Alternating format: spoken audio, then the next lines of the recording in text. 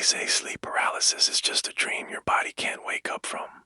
But for those who've experienced it, it's far from just a dream.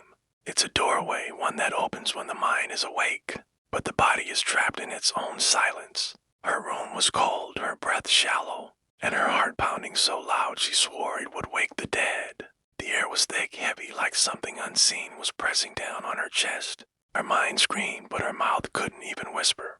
Then she saw them, two red glowing dots, floating in the corner near her closet, eyes watching, waiting. The figure attached to those eyes began to move, slowly unfolding from the darkness like a spider crawling out of its web.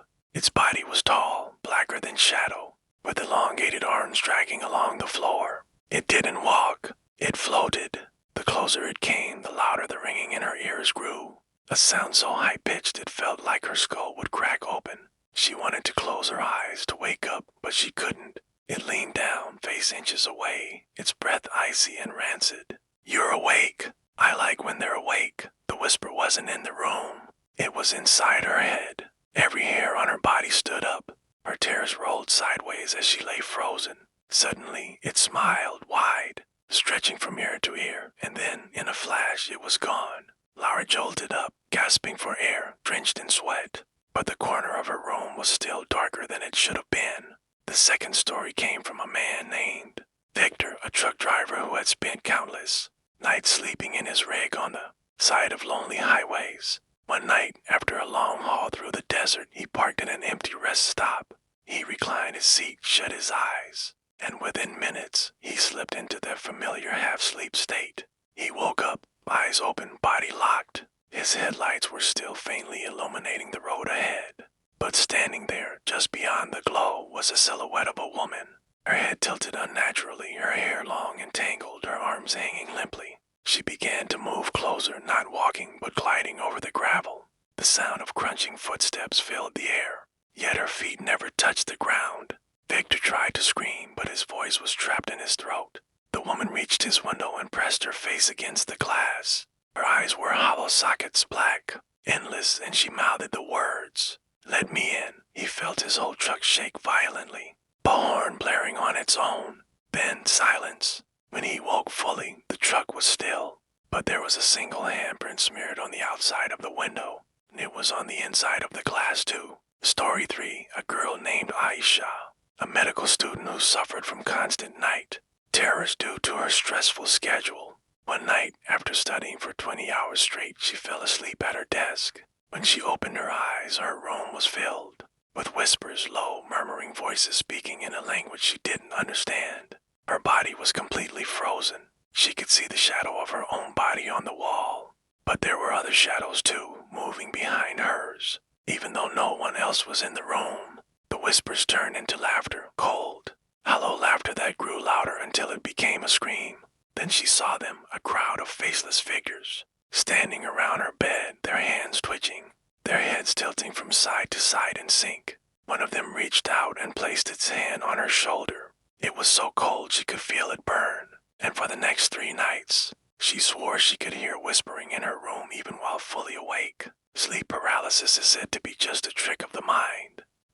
But how can the mind leave marks? If you've ever felt like someone's watching you when you wake up and can't move, maybe it's not your imagination. Maybe it's something that waits, patient, hungry, and always watching when you sleep. The second chapter begins with a story from someone who refused to believe in the supernatural, a skeptic named Alan, who experienced something he could never explain again. Alan lived alone in a small apartment in the city. His days were filled with work and exhaustion, his nights with restless sleep. One night, he felt his body sink into that all-too-familiar heaviness. He woke up in darkness, couldn't move, couldn't even blink. The only sound was the faint hum of the refrigerator from the kitchen. Then came the footsteps, slow, heavy, from the living room, moving toward his bedroom. He tried to convince himself it was a dream, but then he saw the door slowly creak open and a figure, tall, thin, dressed in what looked like a tattered black cloak, entered the room. Its face was obscured except for two hollow eyes glowing faintly blue. It moved to the edge of his bed and leaned over him. Ellen could feel the weight pressing down on his chest, suffocating him. The creature whispered his name over and over, until its cold fingers touched his face. Then suddenly, it vanished. Ellen leapt out of bed, gasping, but the door was still wide open. He moved out of that apartment the next morning. One night, she fell asleep in the hospital's on-call room after a double shift.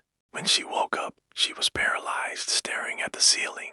The fluorescent lights flickered. Out of the corner of her eye, she saw something standing in the doorway, a dark silhouette of a man.